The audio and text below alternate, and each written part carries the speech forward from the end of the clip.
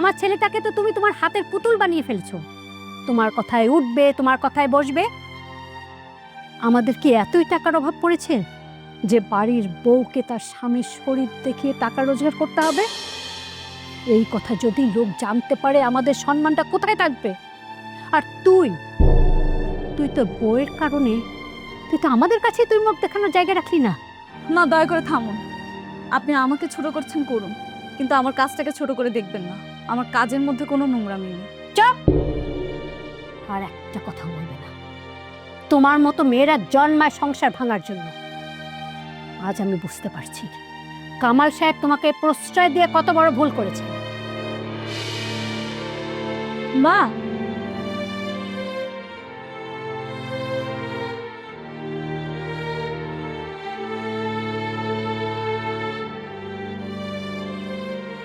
মায়ের হয়ে আমি তোমার কাছে ক্ষমা চাইতেছি।